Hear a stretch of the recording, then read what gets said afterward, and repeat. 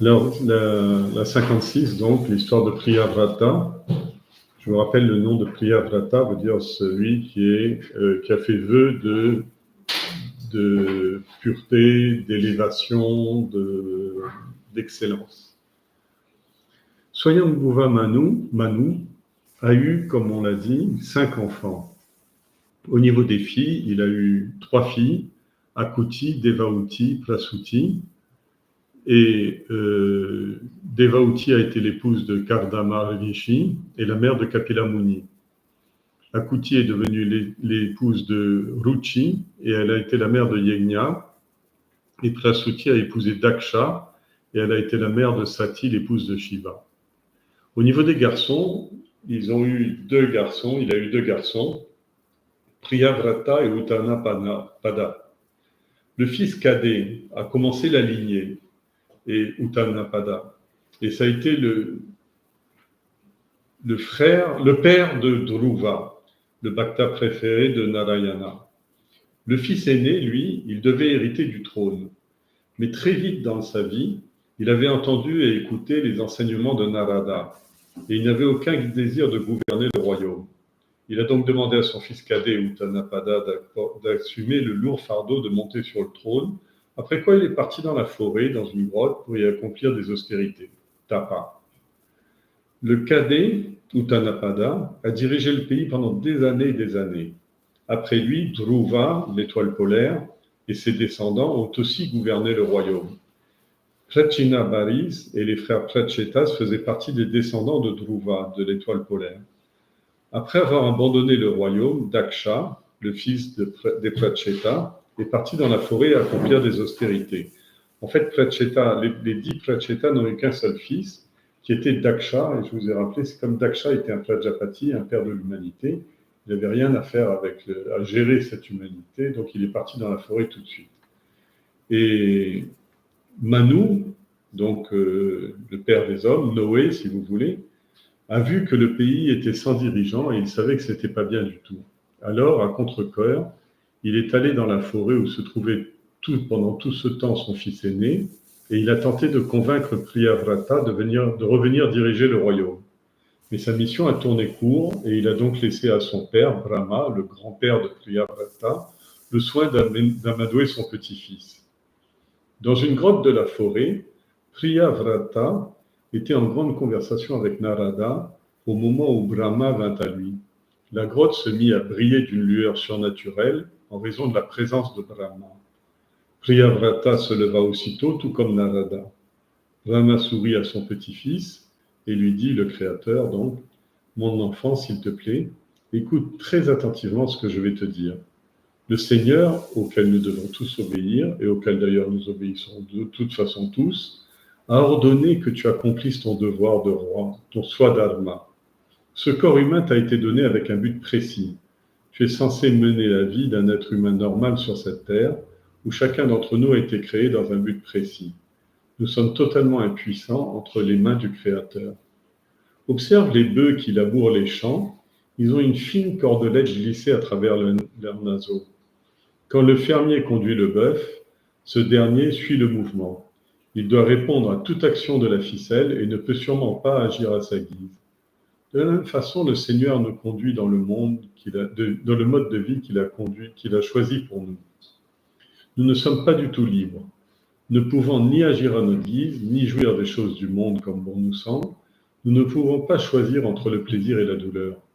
Ces 2 expériences nous sont envoyées, soit une à la fois, soit alternativement, soit même toutes les 2 à la fois, et nous ne devrions pas nous demander pourquoi ces choses nous arrivent, mais seulement nous contenter de les supporter avec sérénité.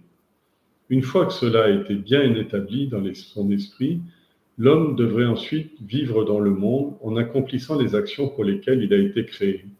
Il n'a pas le droit de refuser de le faire. Cependant, s'il s'active résolument, tout en n'ayant aucun attachement pour les choses du monde, il pourra être délivré de l'obligation de prendre de nouvelles naissances. Il est alors un Jivan Mukta, un délivré vivant. Il se déplace dans le monde des hommes aussi longtemps que le Seigneur le souhaite, et tel un homme,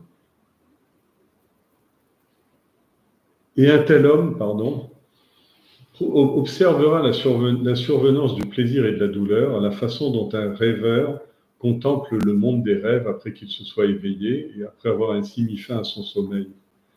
Un pareil homme n'acquiert aucune vasana susceptible de provoquer de nouvelles naissances dans le monde. Il n'aura pas non plus à épuiser les vasanas existantes, puisque ses actions sont déjà toutes accomplies sans aucun désir ou espoir de bienfait. A contrario, l'homme qui n'a aucun contrôle sur ses organes d'essence se déplacera éternellement de naissance en naissance. Il va errer tel un individu égaré qui passe de forêt en forêt. 6 ennemis, Kama, Krodha, Moha, Lobha, Mada, Matsarya, le pourchasseront toujours. De plus, afin d'accélérer encore sa chute et en augmentant la vitesse, son esprit, Manas, avec l'aide de ses organes d'essence, Indriyas, répondra très facilement aux suggestions des 6 ennemis. Cet homme va sans cesse s'engager dans la farandole des naissances et des morts. Un homme qui a conquis ses sens et qui a réalisé qu'il n'est autre que le Paramatman est la personne idéale pour vivre dans le monde des hommes. Comme il est détaché des objets du monde, il est le seul apte à évoluer parmi les hommes, eux qui ont tant à apprendre. Cette âme émancipée peut aider ceux qui ont cruellement besoin d'aide. L'homme qui veut conquérir ses sens doit toujours vivre la vie d'un homme ordinaire, se marier, élever des enfants, et en même temps essayer de vaincre les principaux ennemis intérieurs. Une fois qu'il a surmonté ces obstacles, l'homme parfait peut marcher sans crainte parmi les autres hommes. Prenons l'exemple d'une ville assiégée. Les ennemis attaquent la ville de tous les côtés, et le roi se défend en se réfugiant dans un château fort. Le château fort lui sert de protection. De même, l'homme qui se réfugie auprès du Seigneur, auprès de Dieu, peut facilement repousser ses 6 ennemis et peut en même temps profiter des choses du monde, car ils lui sont donnés par le Seigneur pour en faire l'expérience. Une fois sa vie terminée, il ne fait plus qu'un avec cela. Le Jivatman rejoint le Paramatman et ils ne font plus qu'un. Mon enfant, je te dis tout cela pour que tu puisses retourner sans crainte dans le monde des hommes et gouverner la terre comme le fait tout bon roi. Ton âme est émancipée et tu ne risques donc plus jamais de te perdre de vue pour la seule jouissance des plaisirs du monde. Après avoir accompli ton devoir, tu pourras revenir ici et reprendre ta quête de paix. Tu as déjà réalisé ton but. Et c'est pourquoi je te demande de te consacrer à cette tâche. Accomplis-la pour me faire du bien. Cette action altruiste que je te confie consiste à diriger le royaume et à perpétuer la lignée des grands rois. Reviens dans le royaume. L'ayant très attentivement écouté et Narada ne disant pas un mot, Priyavrata joignit les paumes des mains et dit à Brahma, je vous obéirai, mon Seigneur. Brahma quitta aussitôt la grotte. Un sourire heureux illuminait son visage. Manu est alors retourné chercher son fils aîné, Priyavrata, et l'a ramené dans le royaume et l'a établi sur le trône. Donc vous vous rappelez bien de cette histoire la dernière fois. Elle parle de quoi? Elle parle de la vie et de la place du prarabdha. Le prarabdha karma, c'est-à-dire le destin, le déterminisme, l'héritage, etc., concerne le corps grossier et le corps subtil. Le prarabdha, dans le langage scientifique, on l'appelle comment pour le corps physique? On l'appelle l'ADN, c'est-à-dire la programmation de toute la qualité. L'ADN d'un homme n'est pas celui d'une plante, n'est pas celui d'un chimpanzé, n'est pas celui d'une baleine. Alors, au niveau physique, au niveau psychique, c'est-à-dire subtil, il n'y a pas de nom pour le prarabdha, il faut utiliser le mot indien prarabdha karma, c'est-à-dire mais les gens ils comprennent rien quand on parle de prarabdha karma, ils comprennent pas ce que ça veut dire. Ça veut dire que tout comme que le corps comme l'esprit, aussi bien le corps que l'esprit, sont entièrement prédéterminés par un langage de programmation qui s'appelle l'ADN ou le prarabdha. C'est-à-dire que globalement, on n'est pas libre de son jeu. Pourquoi est-ce que je vous explique tout ça et je vous répète tout ça en détail, comme la dernière fois? Parce que vous ne pouvez pas accomplir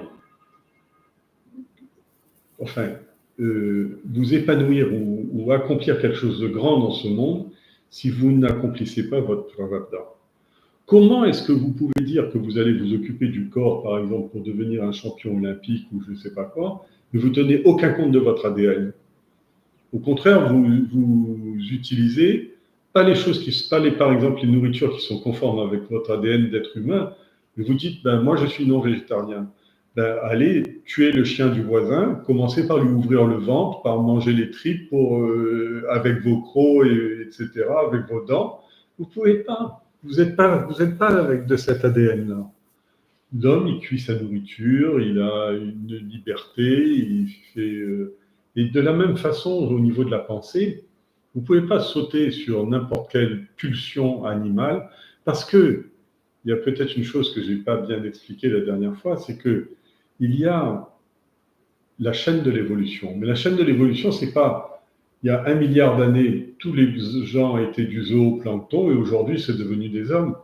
La chaîne du. Même les dinosaures ont disparu, mais ils existent encore. Ça s'appelle les oiseaux. Et les animaux, les bipèdes, existent encore, ils s'appellent des hommes. C'est-à-dire qu'en vous, il y a dans votre ADN, dans votre chaîne ADN du corps physique, il y a des segments qui sont des segments végétatifs, des segments qui sont des segments animalistiques et des segments qui sont encore à découvrir ou à réouvrir sur le plan humain et voire même sur le plan de l'au-delà.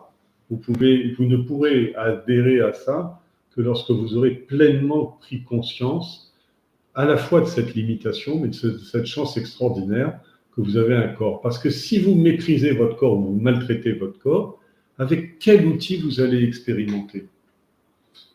Vous tenez aucun compte de vos yeux, vous êtes sans arrêt devant des lumières flashy, stroboscopiques, etc. Quand vous avez perdu les vues, ben avec quels autres yeux vous allez voir le monde? Vous comprenez ce que je veux dire?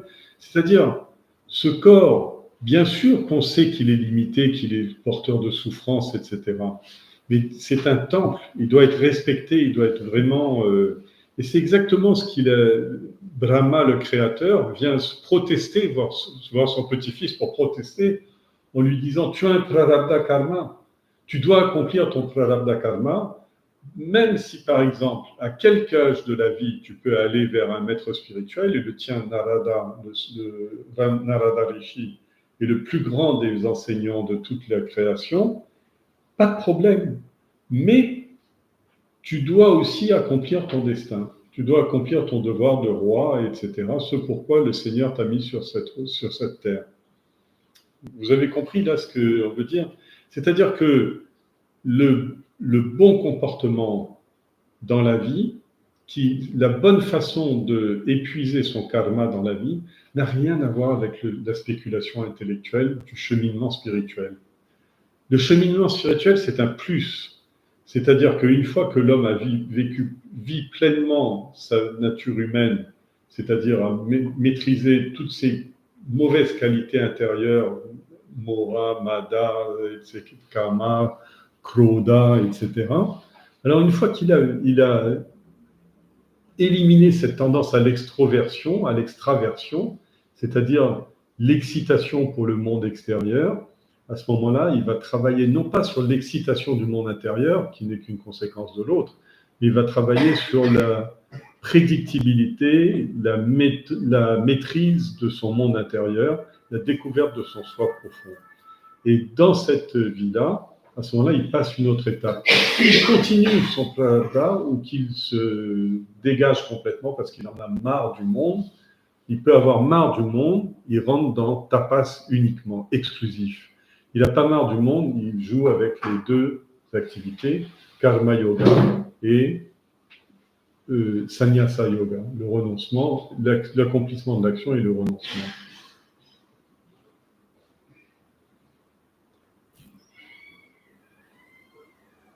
Alors, je ne vais pas aller beaucoup plus loin, juste vous parler justement de ces mauvaises qualités. En fait, le travail de tous les hommes, avec ou sans un sadhana spirituel, il y a les Hari Shadvargas, c'est-à-dire les 6 qualités déstructurantes, déséquilibrantes, ou encore les 6 passions, qui sont appelés les 6 ennemis par les bouddhistes, les Shadripu, les 6 ennemis. Et dans le yoga, on les appelle les 6 kleshas, c'est-à-dire les imperfections. Le nombre et les noms peuvent varier un petit peu d'une tradition à l'autre, d'un mot à l'autre, etc., comme on vient de le voir. Mais il y a un dénominateur commun de toutes ces... Ce sont des réactions psychologiques qui sont néfastes pour l'homme, qui sont négatives, ce qu'on appelle les pensées négatives, et qui traduisent en fait une hostilité à atteindre l'éveil, c'est-à-dire se comporter en ennemi vis-à-vis de la sadhana spirituelle, de l'évolution spirituelle. C'est-à-dire, l'action n'est pas opposée à la réalisation spirituelle. On peut être dans l'action, on peut être en dehors de l'action. Mais si on est dans l'action ou si on est en dehors de l'action, il y a quand même les ennemis intérieurs. Parce qu'on ne peut rien faire, on est sage comme une image dans le monde, on est vraiment propre, discipliné, etc. Mais dans son cœur, c'est un volcan tout le temps.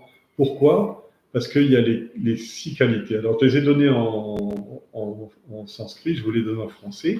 Le premier des gros défauts, c'est le désir, parce que tout part du désir. Le désir peut être une bonne chose, désir d'aider les autres, désir de charité, etc. Mais globalement, c'est un moteur, ça ne doit pas être une... Comment ? Une finalité et surtout un esclavage. Voilà, merci. C'est-à-dire que le désir qui vous asservit, qui écrase votre volonté, est extrêmement dangereux. C'est la base même de la chute dans la matière. Et Krodha, la colère, la deuxième qualité, la colère est directement issue du désir. C'est-à-dire la colère, son autre mot, c'est la frustration ou l'insupportabilité d'une situation. C'est-à-dire, je ne peux pas accepter, je ne peux pas voir ça, je ne peux pas accepter ça, etc. Ça me met en colère de voir ces choses-là. Pourquoi lui, il a une grosse bagnole et moi, je suis toujours en train de rouler sur ma motocyclette? Pourquoi est-ce que lui, il réussit et moi, ça fait 6 mois que je suis au chômage et la colère monte? Après, il y a l'oba. L'oba, c'est le désir dans le sens, non pas du désir comme autrefois, mais la cupidité, c'est-à-dire le mauvais rapport aux objets du monde. C'est-à-dire, je veux accaparer des objets parce que je suis persuadé que dans ces objets se situe le bonheur. Tel mannequin va m'amener le bonheur si je l'épouse. Telle voiture va m'amener le bonheur si tous les autres me voient rouler dedans, etc. Alors, c'est la cupidité, l'oba, ou Swamiji appelle souvent la gourmandise. Il y a moha, la folie, c'est-à-dire j'écoute rien de ce que j'entends. Je suis complètement aveuglé. Je suis dans la tentation illusoire, etc. Après, il y a mada. Mada, c'est l'orgueil, l'ivresse, je suis quand même quelqu'un de bien. Modeste, mais bien quand même. Alors, cet orgueil, cette ivresse, etc. Alors, on voit, par exemple, souvent, quand je voyageais tout le temps, je voyais des gens qui souffraient beaucoup de mada. Généralement, c'est les premiers rangs dans les avions. L'avion ne peut pas décoller sans qu'ils se mettent debout et qu'ils se tournent ostensiblement vers tous les autres passagers pour tenir des conversations, pour se mettre en majesté. Oui, c'est monsieur Attel, oui, c'est lui. Alors, Mada, on appelle ça, Ahamkara, l'orgueil, l'ivresse. Et Matsarya, c'est encore autre chose, c'est-à-dire lui, il est devant dans l'avion, il est Mada, et tous les autres Matsarya. Les 3 sièges derrière, ce requin-là, lui, il ne paye même pas son billet. Moi, je peux me payer une première classe et je ne fais pas tout ce cinéma. Alors, bon, tout ça pour vous expliquer que c'est en fait la même qualité de l'esprit. C'est-à-dire, c'est un esprit qui pense, qui va faire son bonheur dans le monde matériel et qui doit accomplir beaucoup de choses dans le monde manifesté, dans le monde grossier, pour pouvoir se satisfaire de lui-même, etc. C'est-à-dire qu'il n'a qu'un seul Dieu, c'est son ego. Et quand cet ego passe dans ces 6 filtres-là, quand son ego désire, quand son ego est en colère, quand son ego est cupide et veut amasser les choses, quand son ego est aveugle et tenté, quand son ego est ivre de lui-même, quand son ego est jaloux des autres et tout ça c'est des qualités de l'ego, etc. Ok ? Bon, on peut prendre maintenant l'histoire d'aujourd'hui, la suite de ce roi Priyavrata. Détaché de ce monde, des choses de ce monde, Priyavrata, le fils de Manu, vivait parmi les hommes, et il ne faisait désormais plus qu'un avec eux.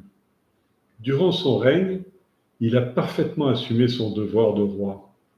Pour assurer sa descendance, il a épousé Barismati. Vous vous rendez compte, un sadhu, un sannyasi qui épouse une fille, qui était la fille de Vishwakarma, l'architecte des dieux.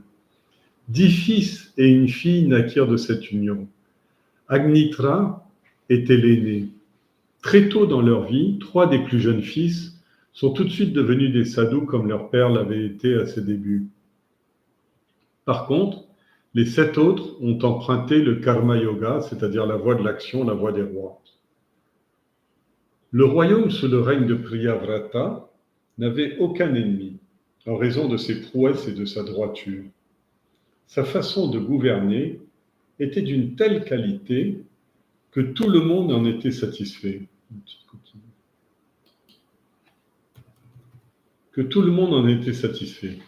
Il était même capable d'accomplir des actions divines.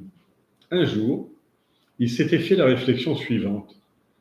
Le soleil n'éclaire que la moitié du monde, tandis que l'autre moitié reste dans le même temps plongée dans l'obscurité. Je dois découvrir ce que recouvre toute la trajectoire du soleil. Il s'équipa alors d'un char, aussi rapide et glorieux que celui du soleil, et il fit 7 fois le tour de la terre en accompagnant le soleil. Les fossés creusés par les démarrages fulgurants de son char sont devenus les 7 grands océans, les 7 grandes mers. Il divisa également la terre en 7 îles, continents, qui étaient entourés d'eau. Elles avaient pour nom Jambu, Paksha, Shalmali, Kusha, Krauncha, Shaka et Pushkara. Quant aux mers, aux océans, elles s'appelaient Lavana, Ikshu, Sura, Sarpi, Dadi, Kshira et Madhu. Dans chacune des îles continents, il a créé des montagnes et des fleuves sacrés qui leur étaient spécifiques. Agnitra et les 6 autres fils furent chargés de gouverner chacun une de ces 7 îles. La fille, qui avait pour nom Ojaswati, a été donnée en mariage à Shukra. Ils eurent une fille qui était Devayani. Devayani, chapitre 134-135, c'est-à-dire dans 2 fois le temps qu'on a déjà étudié, il y a 4 ou 5 chapitres qui lui sont consacrés. Alors, lorsqu'il sentit qu'il avait accompli toutes les tâches qui lui avaient été assignées par ses aînés, Priyavrata décida de renoncer au royaume. Il voulait se retrouver, car il se disait souvent « Brahma m'a affirmé qu'on peut accomplir toute pratique spirituelle en tant que chef de famille, mais je suis enseveli sous la masse des responsabilités mondaines et je n'ai pas été capable d'aimer Dieu comme j'aurais dû le faire. Alors, tout comme la vie abandonne le corps qu'il a longtemps abrité, il a abandonné son royaume, sa femme, ses compagnons, et il est parti pour la forêt pour y continuer la pénitence, le tapa, qui avait été interrompu par son grand-père, Brahma, le créateur. Alors, l'histoire est belle. C'est-à-dire, Priyavrata, globalement, il a fait, vrata veut dire un vœu. Qu'est-ce que ça veut dire un vœu? C'est quelque chose qu'on n'oublie pas. C'est un kalpa, comme on dit, sankalpa. C'est-à-dire que globalement, il avait fait le vœu de Preyes, du suprême, du bon, de la perfection, etc. C'est un vœu comme un autre. Maintenant, tout ce qu'il va faire dans la vie va découler. Ayant choisi ce vœu, et ce nom et ce vœu, il est allé voir Narada. Narada, c'est celui qui parcourt les trois mondes et qui fait la liaison entre tous les mondes supérieurs, les mondes inférieurs, etc. Et même le monde causal. Rien ne peut échapper à Narada. Mais sa malédiction, c'est qu'il peut s'établir nulle part parce qu'il est tout le temps en voyage dans ses noms. Tout comme les sannyasines ne s'établissent nulle part, ils n'ont pas le droit de rester plus de 3 jours dans un endroit, ou ils n'ont pas le droit de loger plus de 3 jours en un endroit et de s'arrêter dans une maison plus que le temps qu'on leur prépare un repas. Et donc, Priyavrata avait mené ce genre de vie de sannyasi, et donc il avait atteint l'accomplissement. Et vous voyez, dans cette histoire-là, son grand-père est venu le voir pour le rappeler à l'ordre, pour lui dire, tu ne peux pas quitter ce monde si tout n'est pas accompli. Et dans le tout est accompli, il y a ta vie d'homme qui doit être accomplie. Là, il a compris. Et il y a une chose sur laquelle je n'avais pas insisté la semaine dernière, mais je vais y venir. Narada, quand il dit ça, ne dit pas un mot. C'est-à-dire, Narada ne défend pas son disciple pour dire, écoutez, fichez-lui la paix, il est au-delà de tout ça, etc. Pas du tout. Au contraire, Narada veut qu'il respecte la loi du kula, de la famille, du clan, de la tradition, etc. Qu'il accomplisse tout, mais sans s'attacher. Et donc Narada ne dit pas un mot parce que qu'est-ce qu'il peut dire? C'est la création, c'est-à-dire c'est la nature qui vient rappeler à l'ordre son disciple. Donc son disciple doit aller.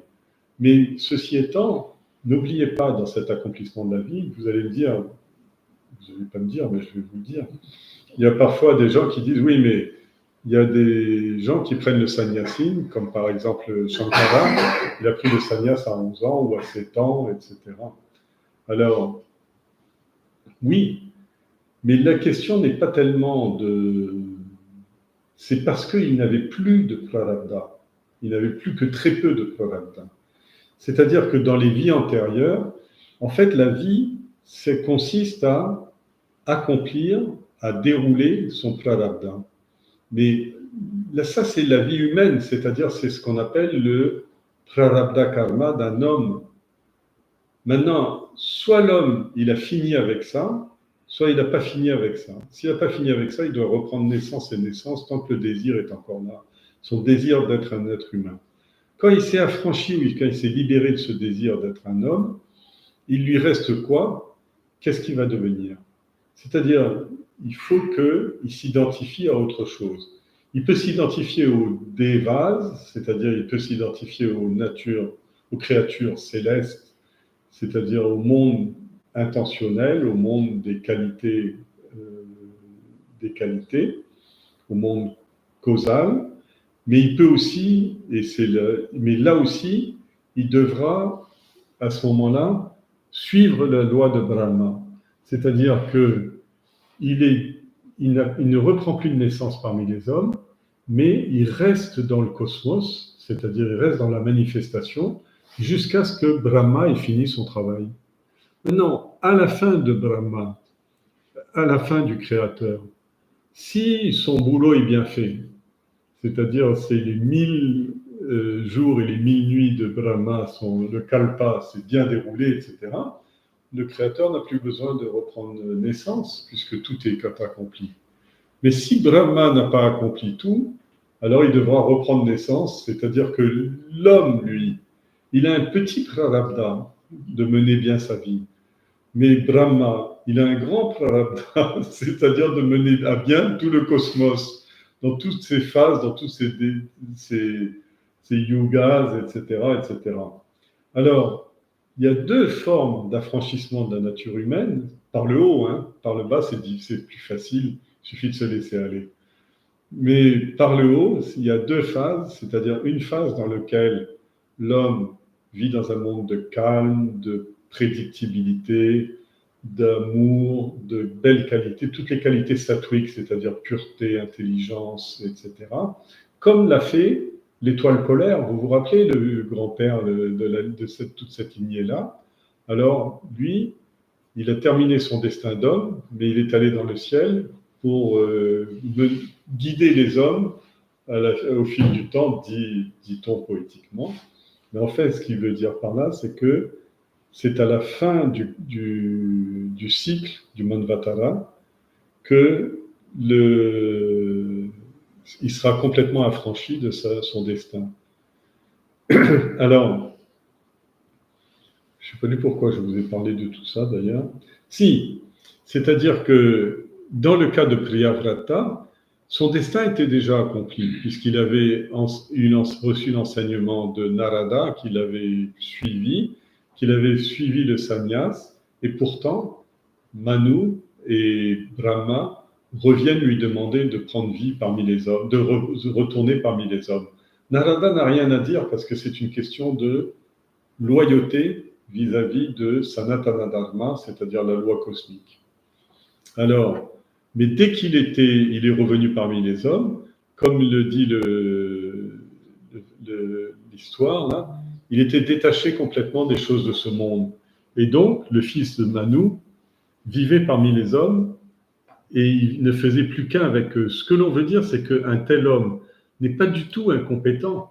Au contraire, le reste de Prarabdha Karma, c'est-à-dire le reste de destin qu'il doit encore accomplir à travers le filtre du temps, eh bien, il va passer son temps dans l'histoire à dire c'est lui qui est le plus apte à vivre parmi les hommes parce que il comprend les problèmes dans lesquels se débattent les autres hommes, il est secourable pour les autres hommes, c'est-à-dire par ses conseils, par sa vision, etc.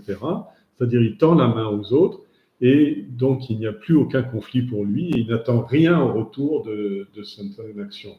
Alors on dit que c'est pour ça qu'on compare les rishis, on dit ils sont bienfaisants comme la lune qui rafraîchit la souffrance et fait tomber la pluie pour rafraîchir la souffrance des hommes et dans ce monde qui en manque désespérément de cette eau de la spiritualité. Alors, oui. Alors, il vous explique autre chose aussi, c'est que ces grands hommes, ces grands rois dont on parle, c'est vraiment très intéressant. C'est vrai que beaucoup de gens sont déroutés par le Bhagavatam parce que on nous dit tel roi, telle histoire, et c'est des histoires de personnes éminentes et tout. On dit, mais après tout, nous qui sommes des hommes ordinaires, qu'est-ce qu'on a à faire de tout ça, etc., et les noms et les histoires qui changent. En fait, il y a beaucoup d'histoires dans le Bhagavatam, des milliers, et c'est toujours la même histoire. C'est l'histoire de l'homme. Et est-ce que vous êtes des hommes? Je pense que oui. Et comme vous êtes des hommes, vous devez vivre l'histoire des hommes. Et maintenant, pourquoi est-ce que on prend les exemples, pourquoi est-ce qu'on ne prend pas les clochards comme exemple? Dans le Bhagavatam, vous ne verrez jamais l'histoire de clochards ordinaires qui font rien de leur vie, qui sont alcooliques et qui meurent d'une cirrhose du foie dans un état lamentable. Vous ne verrez pas ça raconté dans le Bhagavatam. Dans le Bhagavatam, c'est des gens qui ont surmonté leur destin, toujours. Ça peut être des gens pauvres, ça peut être des rois, ça peut être des mendiants, mais c'est toujours des gens qui ont une haute perception de la vie. Je ne dis pas idée, parce que ce n'est pas de l'imagination, mais c'est une haute perception des couches les plus nobles et les plus subtiles de la vie et qui arrivent à surmonter toutes les épreuves et toutes les difficultés, comme par exemple que ce soit les Bhagavatam, mais aussi dans le Ramayana ou dans le Mahabharata, on voit tant de choses dans les Itihasas, donc on voit tant de choses comme ça. Et alors, ces gens-là, par exemple, il y a une phrase qui est intéressante. Il dit « Très tôt dans la vie, 3 de ses plus jeunes fils sont tout de suite devenus des sadhus, comme leur père l'avait été à ses débuts.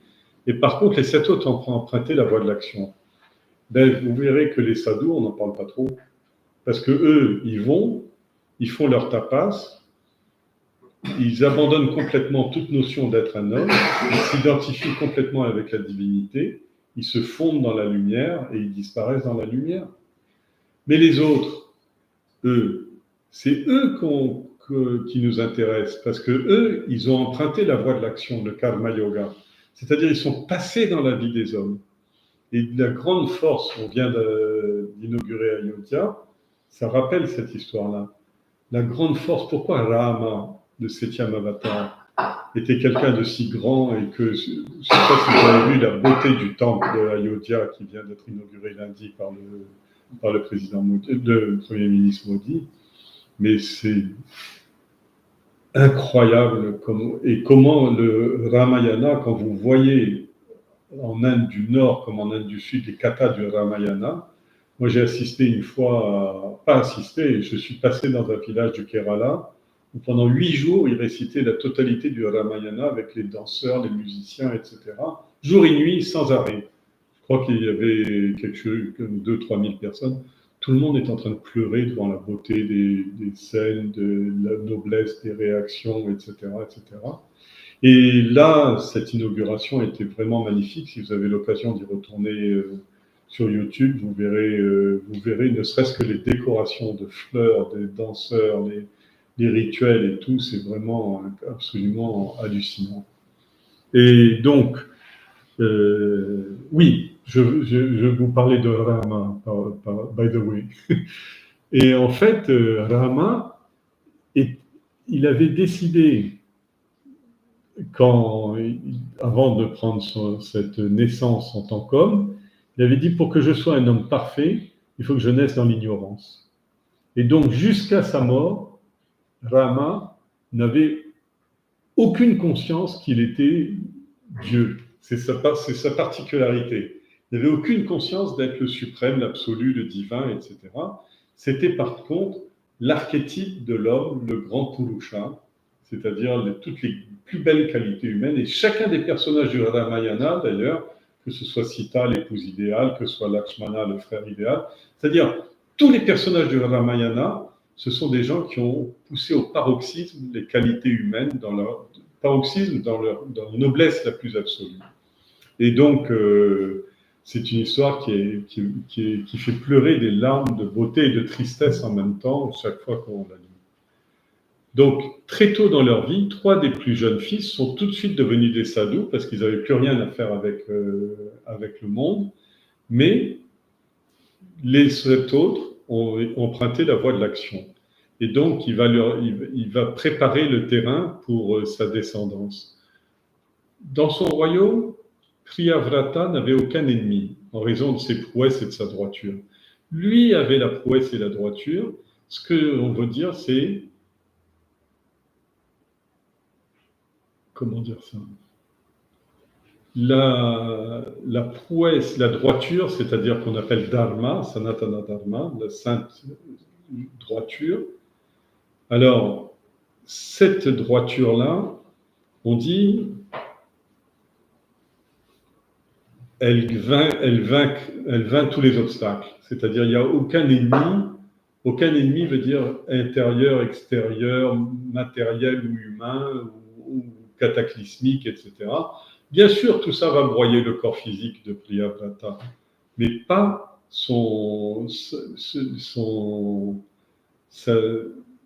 sa texture profonde, sa façon de gouverner. C'est très important, ça. C'est-à-dire, vous voyez, la façon de mener son action était d'une telle qualité que tout le monde en était satisfait. Quand vraiment quelqu'un a un bon esprit, on dit de quelqu'un, il a une bonne mentalité, c'est vraiment quelqu'un de fiable, c'est quelqu'un de serviable, etc. C'est-à-dire toutes ces qualités-là, c'est elles qui font la beauté d'une action. C'est-à-dire, quand l'action reflète le tejas, la luminosité intérieure de la personne, il ne peut pas y avoir d'échec. D'ailleurs, regardez les swamis. Regardez un swami comme Vivekananda qui prend le bateau tout seul pour aller aux États-Unis et tout. Sur le bateau, il y a un type qui dit, il y a quelqu'un qui vous attend. Il dit, oui, il y a quelqu'un qui m'attend, qui va s'occuper de moi quand je vais arriver. Il dit, vous avez son nom, son adresse. Il dit, mais c'est vous-même, on est bon amis, vous allez m'aider. Et il a vécu très durement parce qu'il ne mangeait pas à sa faim, etc. Mais tout s'est bien passé parce que, à la limite, il était plus fort que le destin, plus fort que le prarabdha. C'est comme, par exemple, tous les grands swamis, ils lancent des opérations incroyables et on se demande où ça va. Ça dépasse souvent l'entendement, pourquoi, etc. Et tout se passe bien. Des gens comme Ramana, par exemple, qui va se cacher dans une cave au plus profond d'un temple immense, etc. Il est tout jeune et même les rats lui mangent une partie du bras et c'est pas grave parce que tout finira bien. Et en fait, les gens sont venus, l'ont soigné. On a construit un ashram. Il a trouvé que l'ashram c'était trop matérialiste pour lui. Il a quitté l'ashram. On a reconstruit un deuxième endroit.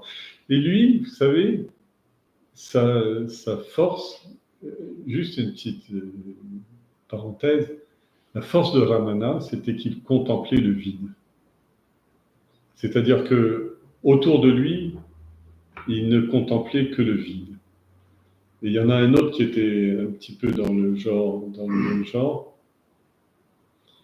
C'était Ramakrishna. non.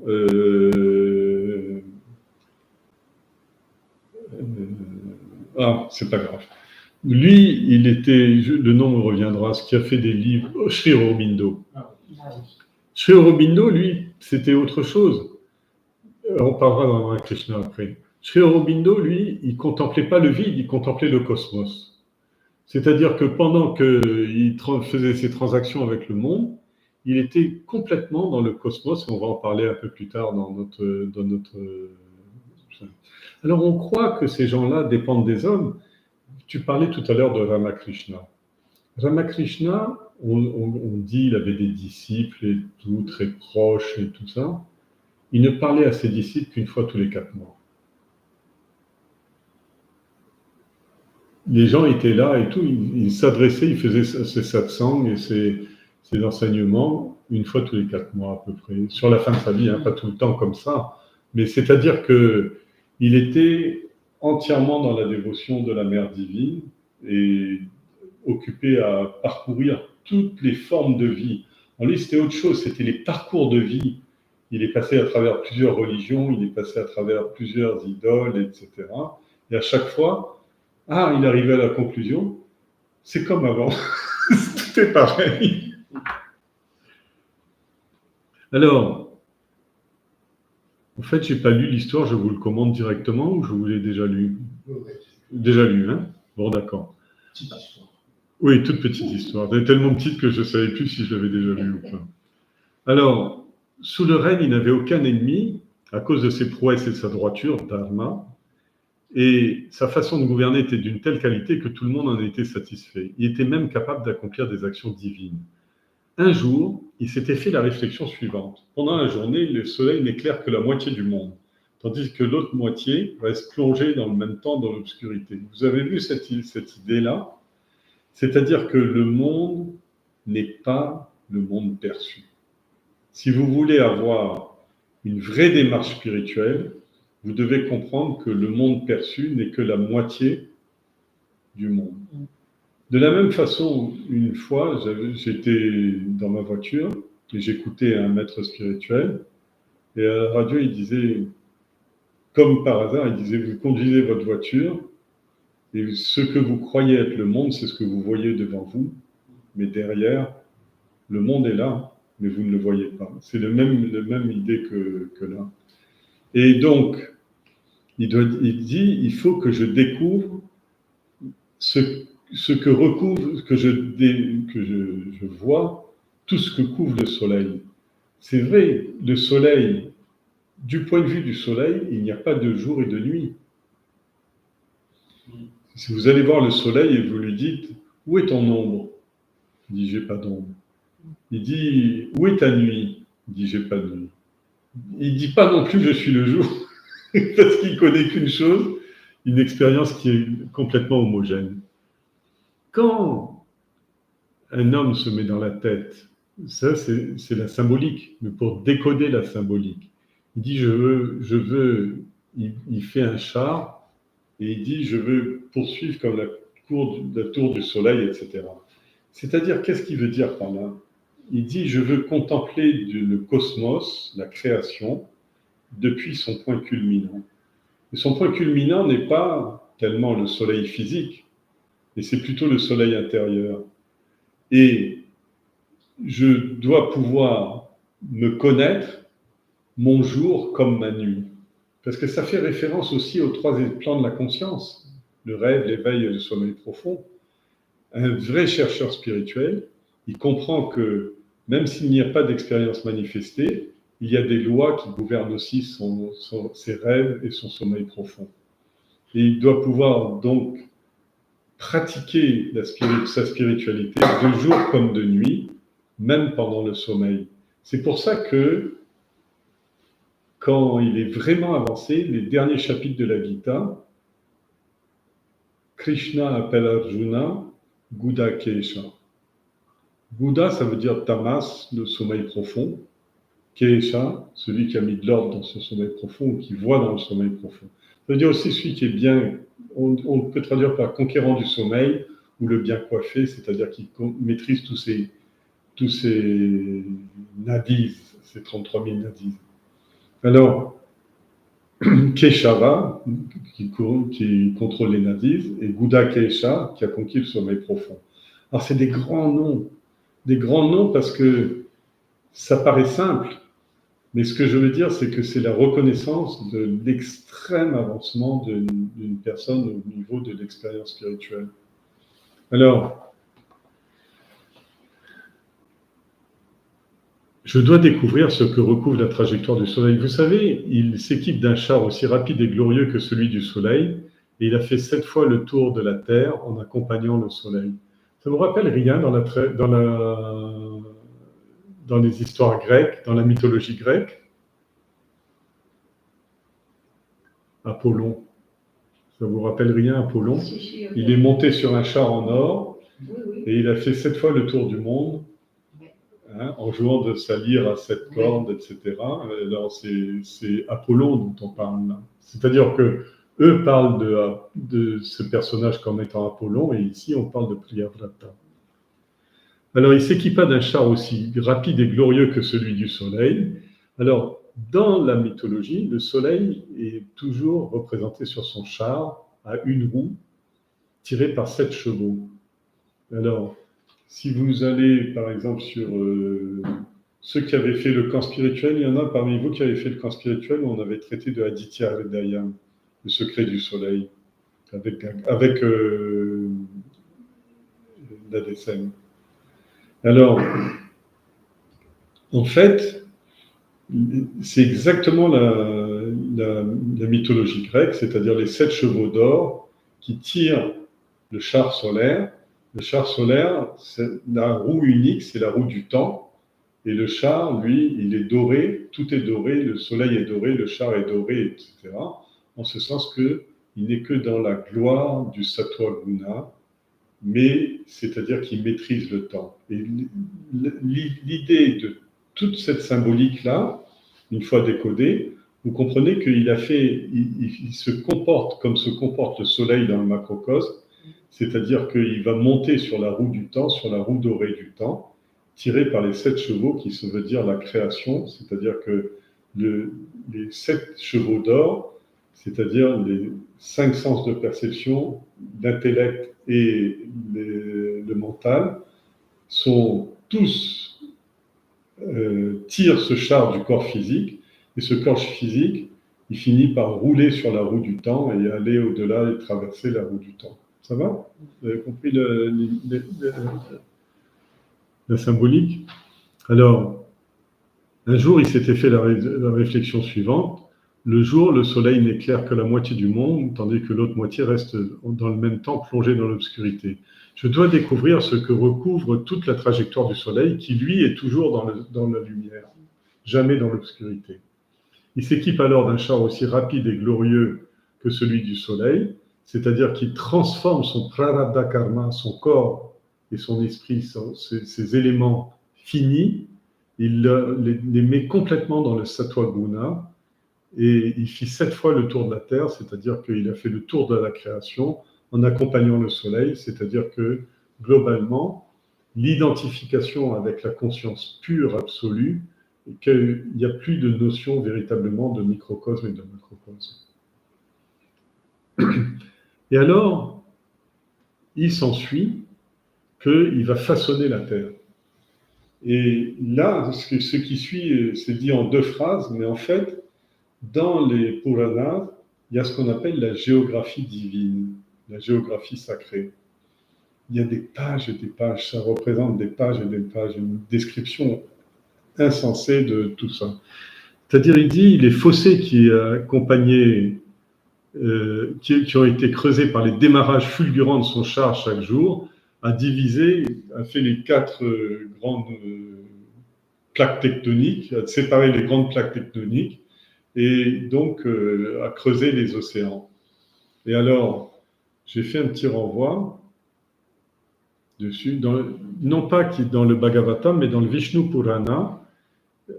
Parashara, le sage, fait à Maitreya un bref résumé de ce qu'est la Terre, car un détail complet ne pourrait être donné en un siècle. Les 7 grands continents insulaires, les 7 îles, sont Jambu, qui veut dire les fruits Jamalak ou Jamrose. Plaksha, qui veut dire le figuier, y compris le figuier Ficus religiosa, l'arbre de vie. Shalmali, qui veut dire le capoquier. Kusha, qui veut dire l'herbe de Kusha ou le dharma, l'herbe sacrée avec laquelle on fait les nattes, et les saisies, etc. Krauncha, qui veut dire surtout les grues, mais aussi les plantes d'eau, c'est-à-dire toutes les plantes qui poussent à la surface de l'eau avec les racines dans la boue, lotus y compris. Shaka, le teck, et Pushkara, c'est le lotus bleu, c'est ce lotus qui fleurit. Lui, il est plus que les autres lotus parce qu'il pousse au-dessus de l'eau et il fleurit en équilibre entre le ciel et l'eau.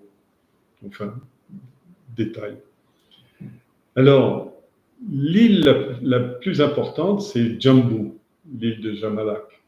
Jambu, c'est Bharatavarsha, c'est-à-dire Enfin, on va y venir la fois prochaine. Alors, l'île de Jambu, Jambu Dwipa c'est une île, l'île de Jambu Dwipa est au centre du monde, et au centre de ce continent se trouve la montagne d'or Meru, entourée de la chaîne himalayenne, et des fleuves, des grands fleuves qui sont les 3 grands fleuves, Sarasvati, Ganga, Yamuna. Et donc, et le mont Meru, il est invisible. C'est-à-dire, il est au centre du monde et il est entouré par la chaîne himalayenne, mais le Meru lui-même, vous ne pourrez pas aller faire un trekking sur le Meru, sauf si vous atteignez des grandes qualités psychiques. Et donc, alors cette géographie du monde, là, je vous l'ai dit, ah oui, je ne vous ai pas parlé des océans. On dit que les océans sont concentriques autour, alors déjà, c'est un peu compliqué à comprendre, parce que c'est à la fois, cette géographie est à la fois une géographie dans laquelle on retrouve le monde physique. Par exemple, Jambu, c'est l'Inde, le sous-continent indien, et l'autre, le suivant, c'est Plaksha, c'est la Chine, le figuier. Non, c'est Shalmali de la Chine. Non,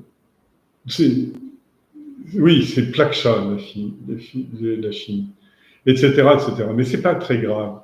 Mais à la fois, c'est une géographie physique, mais c'est aussi une géographie du monde subtil intérieur. Et donc, c'est comme ça que c'est dessiné. C'est-à-dire que globalement, quand on parle du mont Meru et tout, c'est à la fois, si on parle, par exemple, les gens qui suivent le shaktisme, alors ils vont dire que c'est la colonne vertébrale avec les différents chakras qui représentent ces îles, etc. Donc c'est à la fois les deux. Mais cette géographie, Là, je vous en donne juste un aperçu pour vous faire comprendre un petit peu le texte, mais globalement, c'est des pages et des pages et des pages et des pages. Dans le Bhagavatam de Ramakrishna Mission, le Swami qui a rédigé ça, il a fait la géographie, la notion du temps et la notion d'espace, et c'est à peu près 20 à 30 pages, le résumé fait 20 à 30 pages chacune, une pour la notion du temps dans le Bhagavatam, et l'autre sur la notion de la géographie spatiale du Bhagavatam. C'est passionnant, mais alors il faut des heures et des heures de digestion de toutes ces informations. Mais globalement, pour vous dire, Priyavrata est celui qui a dessiné véritablement le monde, parce qu'on dit qu'avant, le monde tout était mélangé, et c'est lui qui a dessiné les continents avec les spécificités, les qualités et les défauts de chacun des continents, l'Afrique, l'Asie, le continent glacial, etc. Alors, Agnitra et ses 6 autres fils ont été chargés de gouverner chacun une de ces 7 îles. Leur fille avait pour nous Ojaswati, on ne va pas revenir là-dessus parce que ce serait trop compliqué, qui a épousé la lune, Shukra, et ils eurent une fille qui était Devayani. Lorsqu'ils sentit qu'il avait accompli toutes ces tâches qui lui avaient été assignées par les aînés, c'est-à-dire que là aussi, il faut insister là-dessus. Votre prarabdha, il a été, vous l'avez investi, le jiva, la personnalité en vous a investi ce prarabdha, cette vie, cette langue, ce corps, etc. Mais tout le prarabdha a été tissé, pour reprendre la notion des parcs. Le prarabdha est un tissu qu'on appelle l'ADN, etc., qui vient du passé. C'est-à-dire que chacun de nos destins, ce qui est indiqué là, chacun de nos destins, y compris vous, moi, etc., tous ces destins ont été tissés par les aînés. Pourquoi est-ce que les aînés, c'est ce que les parents sont dépositaires d'une grande partie de ces connaissances et transmettent à ses enfants. Dis bonjour à la dame, il faut te laver les mains avant de passer à table, tous les samskaras. Alors, les samskaras sont des enseignements qui sont transmis par les parents à leurs enfants, et ils leur transmettent beaucoup de choses. Une langue, déjà, ils leur apprennent une langue, ils leur apprennent une histoire, ou une histoire avec plusieurs facettes, ils leur apprennent une façon de manger, ils leur apprennent une façon de se tenir, ils leur apprennent une façon d'avoir des relations en société, etc. Alors, en quelque sorte, la vie d'un individu est une tâche qui lui est assignée par ses aînés, comme on dit ici. Et c'est pour ça que dans toute l'Asie, pas seulement les hindous, mais aussi les bouddhistes et presque tous il y a une importance extrême des aînés. Et en Afrique aussi, il y a une importance extrême des aînés parce qu'il y a le respect. Par exemple, on va fêter dans peu de temps le Tet à La Réunion, dans l'Asie surtout. Et le Tet, moi je suis une petite partie de ma famille lointaine qui est asiatique. Alors, il se fête sur le culte des ancêtres et dans chaque maison, il y a l'autel des ancêtres. C'est-à-dire, il y a un endroit qui est réservé et on reconnaît, en sanskrit, on appelle ça les pitrus, les ancêtres. C'est-à-dire, on leur offre des manes et des libations. Les manes, c'est des boulettes de nourriture sucrée et des libations, c'est-à-dire de l'eau, des boissons, etc. Alors, pour cultiver les manes des ancêtres, c'est-à-dire le corpus qu'ils nous ont amené. C'est pour ça qu'au bout d'une année, on délie, c'est-à-dire on n'a plus un papa, ou on n'a pas plus perdu un papa, on n'a plus perdu une maman. Il y a une cérémonie à laquelle on rompt ce lien et on met la personne dans la globalité des ancêtres, c'est-à-dire que eux qui ont veillé, qui ont tissé le destin du monde par ce qu'ils ont fait. Ok ? Alors, lorsqu'il a senti qu'il avait accompli toutes les tâches qui lui avaient été assignées par ses aînés, Alors lui, c'est facile parce que celui qui a signé la tâche, c'était son grand-père, et qui était encore vivant et qui était Brahma, le créateur. Donc il sait très bien, c'était précis, son héritage. Priyavrata décida de renoncer au royaume. Et là, c'est joli le passage. Il voulait se retrouver tout seul, car il se disait souvent, Brahma m'a affirmé qu'on peut accomplir toutes les pratiques spirituelles en tant que chef de famille, en tant que grahasta. Mais moi, je me sens enseveli sous la masse des responsabilités et des obligations mondaines, et je n'ai pas été capable d'aimer Dieu comme j'aurais dû le faire. Et ça vous explique ce qu'on appelle le vanaprastha. C'est-à-dire que au bout d'un certain temps, quand la personne sent qu'elle a fait tout ce qu'elle avait à faire pour ses enfants, ses frères, ses sœurs, ses parents, même le rôle limité qu'elle a joué avec les petits-enfants quand ils sont encore jeunes, etc. Mais même ce rôle-là, il est complètement facultatif. S'ils sentent qu'ils ont besoin de le faire, ils le font. S'ils sentent qu'ils n'ont pas besoin de le faire, ils n'ont pas à le faire. Il n'y a pas un devoir absolu.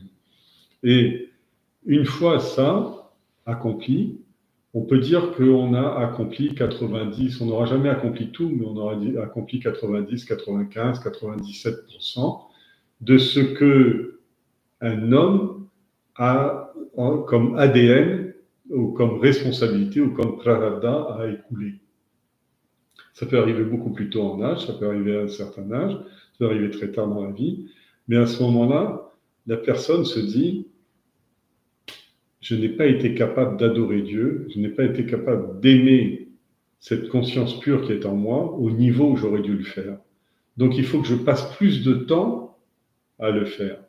Alors bien sûr, plus de temps, c'est une notion qui est relative et qui dépend de la capacité de chacun.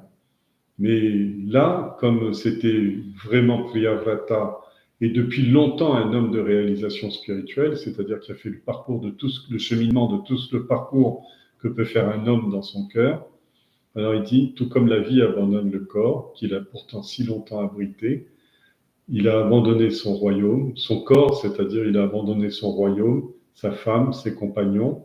C'est-à-dire, en fait, lui, il n'a pas abandonné son corps physique, il a abandonné son corps subtil, tous les liens qu'il attachait, tout le tissu de son corps subtil. Et il est parti avec son corps physique dans la forêt pour y continuer le tapa, qui avait été interrompu par son grand-père. Et en fait, ce tapa se poursuit jusqu'à la mort. Parce que tapa, il y a deux significations. Vous avez la signification ordinaire, qu'on appelle l'austérité. Tapa, ça veut dire le feu. C'est-à-dire, chaque fois que vous essayez de bouger quelque chose en vous, ou de vous discipliner, tout de suite, il y a une friction qui se pose par rapport à l'inertie, et de la friction naît la chaleur. Cette chaleur du tapa, c'est ça que mange le divin. C'est ça que la seule offrande qu'on peut faire au Seigneur. Et donc le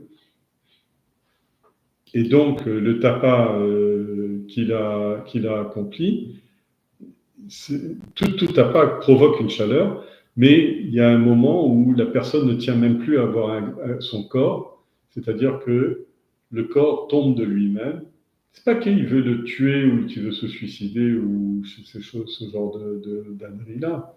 Non, il a plus rien à attendre du monde et il a plus rien à attendre de ce corps physique parce que le corps est usé, parce qu'il a fait ce qu'il avait à faire, etc.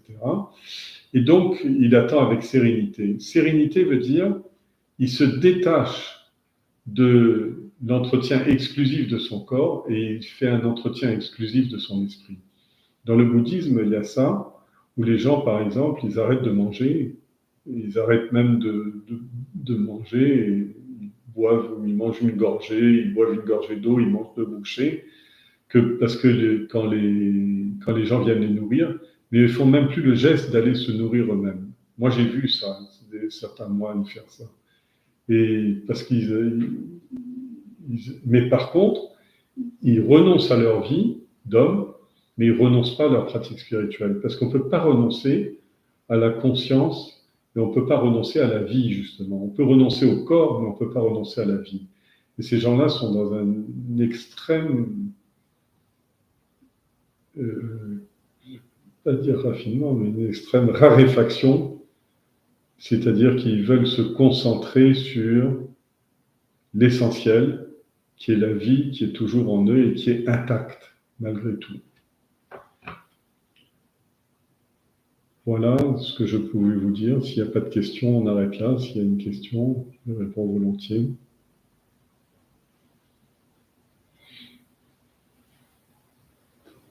Une question. Oui.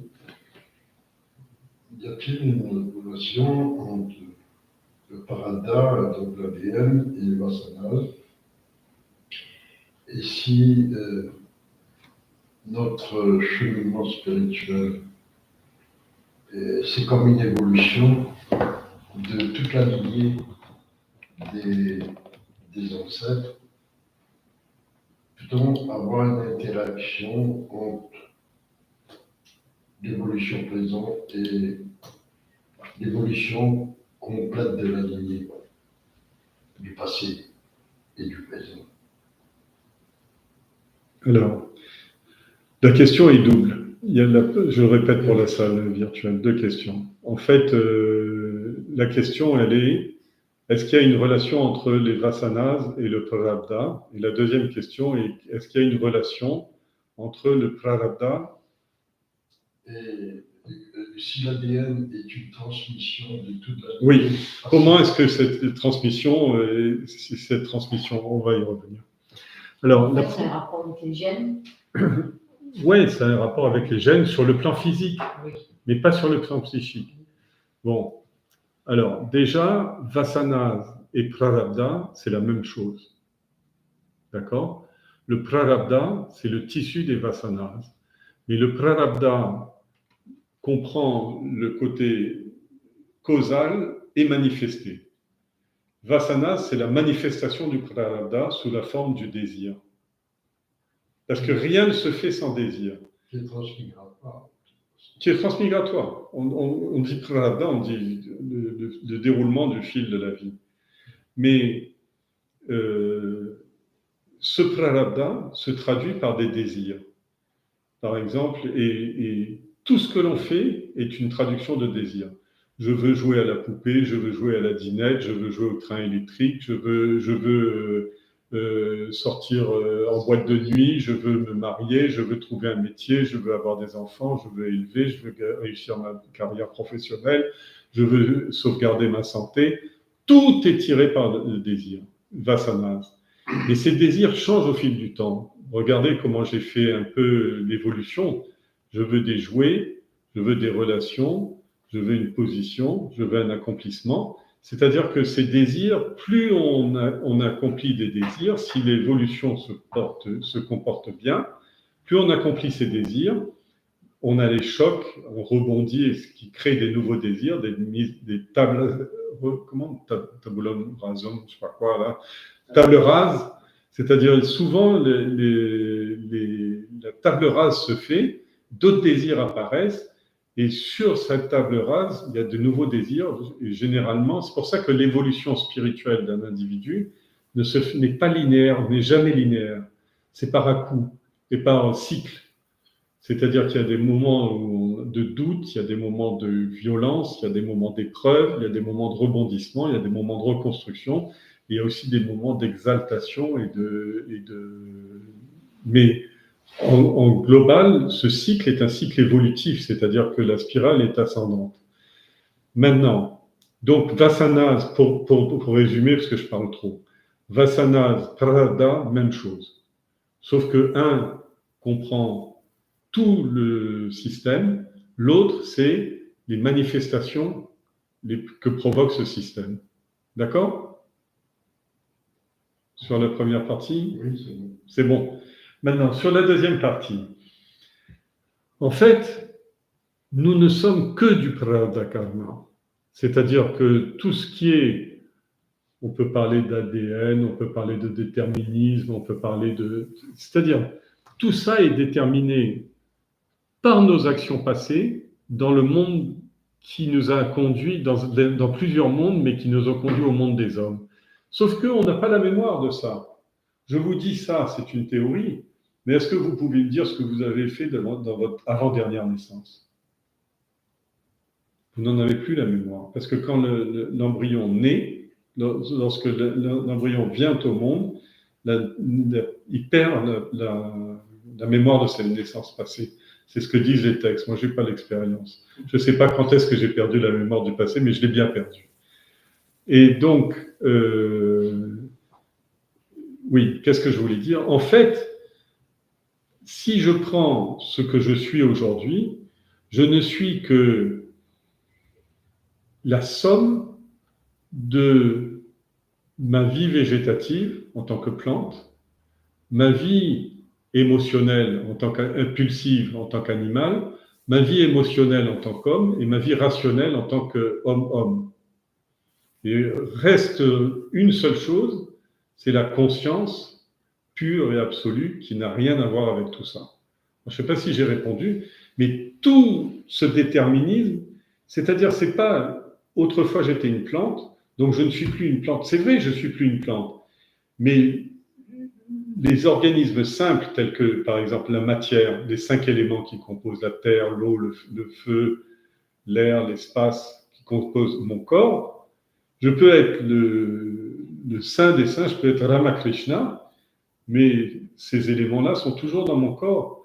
La vie dite végétative, les pranas qui sont végétatifs, tels que par exemple la respiration, etc. Les plantes respirent aussi, l'homme respire plus de la même façon, mais respire aussi. Cette vie végétative, elle est toujours en moi. Je peux m'appeler Ramakrishna, j'ai toujours la vie végétative en moi. La vie animale également, etc. J'ai besoin de manger, je bois de l'eau, je me déplace sur mes pieds, etc. C'est-à-dire que tout ça est là. Tout ça est là. Mais l'homme est une des structures, une des créatures les plus complexes, parce qu'il y a plusieurs niveaux. Et on pense, enfin les scientifiques, ils pensent qu'on est... ils regardent ils nous considèrent comme des animaux, et ils disent on est le plus évolué des animaux. Mais par rapport à un puma, par exemple, si je fais face à un puma ou même un alligator, je ne suis pas plus costaud que l'alligator. Au contraire, je suis vraiment débile et très faible et tout. Donc, ce n'est pas sur le plan corporel qu'on peut juger. Mais par contre, l'introspection, c'est très peu d'alligators qui font de l'introspection. Donc, quand ils voient leur petit, ils savent pas très bien que c'est leur petit, ils le mangent parfois. Peut-être la maman ne va pas le faire, mais le papa, il va sûrement pas. La maman ne va pas lui dire c'est ton petit, ne le mange pas. Il va manger.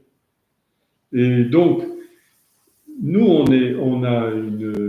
ce qu'il faut comprendre, le vrai beau message de la spiritualité, c'est qu'on a une cartographie intérieure extrêmement sophistiquée, et qu'on laisse en jachère, que 90% des hommes laissent complètement en friche parce qu'ils ne cultivent pas le jardin intérieur. Mais il y a vraiment beaucoup à tirer à l'intérieur. J'ai répondu ou pas? Oui. J'aimerais revenir sur l'intrication de l'épigénétique, par exemple. Ça, c'est des mots un peu forts. Il faut m'expliquer ce que tu entends par là. Je veux dire que toute la lignée que je parlais tout à l'heure, oui. Des ancêtres, oui. Basée sur les influences aussi des âges, nous sommes sur beaucoup d'influences là. Oui. Cosmiques aussi. Oui, oui, il y a tout un... C'est énorme, hein, oui, oui. De se retrouver là-dedans, je comprends. Mais en même temps, est-ce que si quelqu'un évolue dans cette lignée-là, je veux dire que mes parents ont fait une part. Oui. Moi, par exemple, je veux faire une part de cette lignée. Oui. Et est-ce que ma part, si c'est évolutif, bénéfique, est-ce que la lignée derrière en bénéficie aussi? Derrière, non. Devant, oui. C'est-à-dire, ce que tu peux faire, c'est pour tes enfants. Tu peux honorer ta lignée, c'est-à-dire faire le maximum de ce que t'a apporté ta lignée. Mais tu ne peux pas refaire, le temps marche à sens unique. C'est-à-dire, tu ne peux pas réparer le passé. D'accord? Mais par contre, tu peux honorer le passé, c'est-à-dire le meilleur de ce que ta lignée t'a fourni, le transmettre à la génération future. Et voir plus. Parce que dans notre ADN, tu as reçu de tes parents un certain nombre de choses, mais de tous les hommes, tu peux recevoir encore beaucoup plus. C'est pour ça qu'on dit, un homme ne suffit pas à élever un enfant, un village ne suffit pas à élever un enfant, le monde entier élève un enfant. C'est pour ça que tous les gens, par exemple, complètent aujourd'hui leur éducation avec Internet, mais seulement ils font n'importe quoi. Mais si vraiment ils voulaient compléter leurs connaissances à travers Internet, il y a une mine absolument incroyable qui permet d'ouvrir des choses. Mais là, il faut faire attention. Cette évolution n'est qu'une évolution humaine, c'est-à-dire c'est développer un potentiel humain que tu n'as pas encore développé et dont le développement va te bénéficier à toi sur ton aspect physique et psychique et à tes proches et à tes descendants sur l'aspect psychique et physique. Tu auras changé un peu le monde, c'est-à-dire en élargissant le champ des possibles par rapport à ta trajectoire. Ça, c'est une chose. Mais l'aventure intérieure, c'est-à-dire l'introspection, la plongée directe, ne profitera à aucun autre que toi, sauf au monde entier. Parce que là, tu sors du tissu du prarabdha karma, tu comprends ce que je veux dire? Et c'est une introspection qui consiste à retourner au fondamental de la conscience, c'est-à-dire oublier tout ça en disant j'en ai plus rien à faire de ça. Moi, ce qui m'intéresse, c'est l'introspection. Et là, tu vas tomber sur des gens comme Ramana Maharishi, etc., qui sont des gens qui n'ont plus qu'un seul désir, c'est celui de l'identification avec le suprême. Que on considère ce suprême comme étant Dieu, c'est-à-dire en passant par le Saguna Brahma ou le Nirguna Brahma, c'est-à-dire qu'on croit en un Dieu et qu'on glorifie ce Dieu, ou que l'on croit à la conscience non manifestée. Alors ça, c'est encore une autre question. Mais on va peut-être un peu trop loin. Mais en tout cas, le travail qu'on fait pour la cause humaine est complètement déconnecté du travail que l'on fait pour sa libération de sa condition humaine. L'heure tourne? Oui. On va arrêter là. Merci. Désolé, j'étais un peu trop long dans mes réponses. C'est moi qui suis. Mais c'était très bon.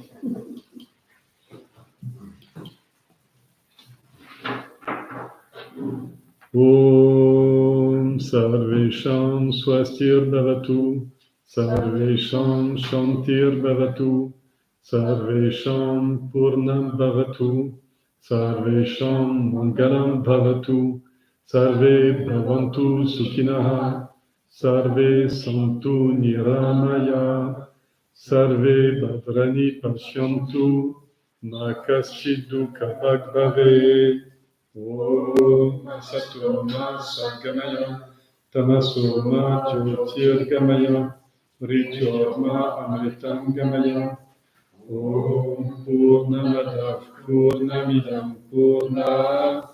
Purnamudachyate Purnasya Purnamadaya Purnameva Vashishyate Om Shanti Shanti Shanti Hari Om Shri Guru Pyo Namaha Hari Om